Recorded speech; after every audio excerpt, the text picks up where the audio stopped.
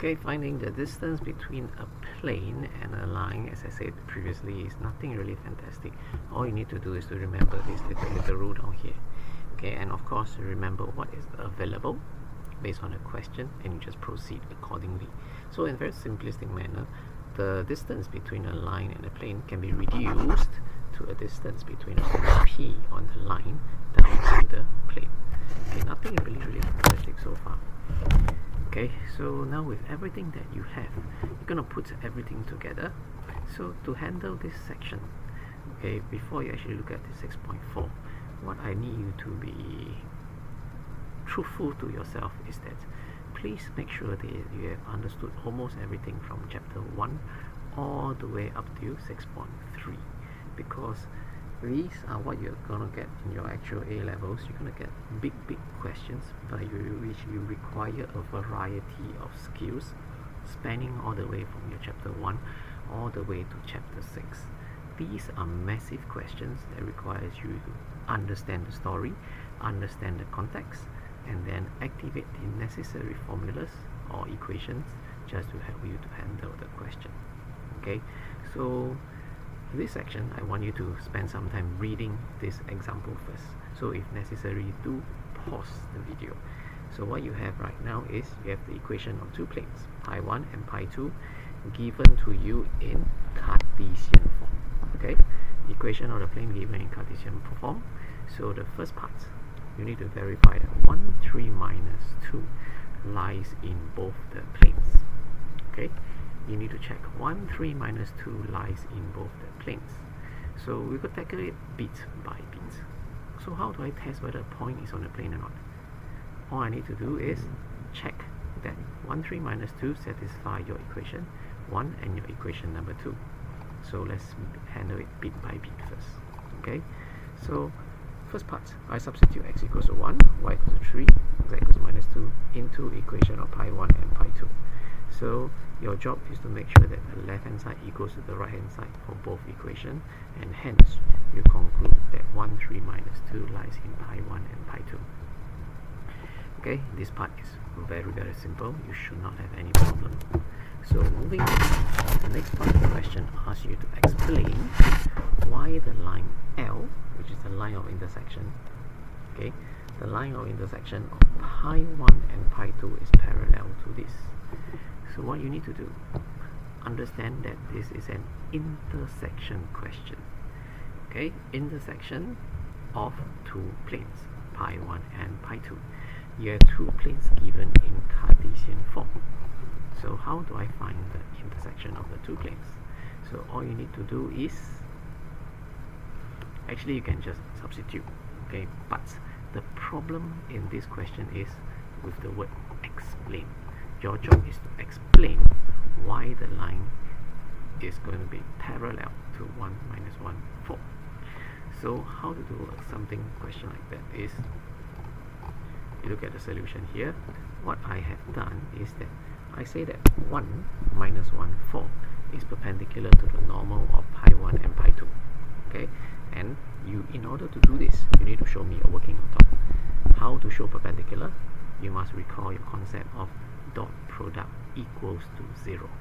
So 1 minus 1, 4, go and dot with the normal vector of the first plane, you show that it's equals 0. 1 minus 1, 4, go and dot product with the normal vector of the second plane, and then you show that it's equals 0.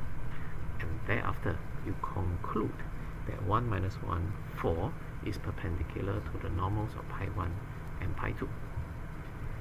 And if 1 minus 1, 4 is perpendicular to the normal, 1 minus 1, 4 is parallel to both your pi1 and pi2. Okay, and 1 minus 1, 4 will be parallel to the line of intersection of pi1 and pi2. This is how you do the explanation for the first part. Okay, spend some time thinking through this concept. It's from your earlier chapter. Okay, next part. As you move on, the question gives you more info. I have another line 2 now, and I supply you the equation of line 2 in vector equation form. Your job is to show that L1 and L2 are perpendicular. So I already have L2, but what you're missing now is L1. Okay, but do you have the direction vector of L1? You have. This is the direction vector of L1. Then magic word is perpendicular. You need to show that two lines are perpendicular, so dot product must be equals to 0. So the theory is dot product of the direction vector of L1 and L2 must be equals to 0. So where is the direction vector of L1? It's here. Where is the direction vector of L2? It's here. I'm going to run a check, do a dot product. So dot product of the two direction vector is equals to 0. You conclude very nicely the two lines are perpendicular. Okay, so second part settled. Next, you need to find the coordinates or the point of intersection of P of L2 and the point of intersection P of L2 and pi 1. So you're actually finding the intersection between a line and a plane. Intersection of line and plane question. So ask yourself, do you have the equation of the line L2? No, it's here. Do you have the equation of the plane pi 1? It's given here. So intersection of two planes, a line and a plane, you activate your formula, which is to equate. Okay, this is your equation of pi 1, rewritten in the r dot n form.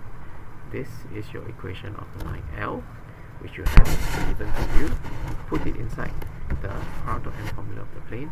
You solve for your point S, re-substitute back this point S into the equation of the line, and that will give you the points of intersection of the line and the plane.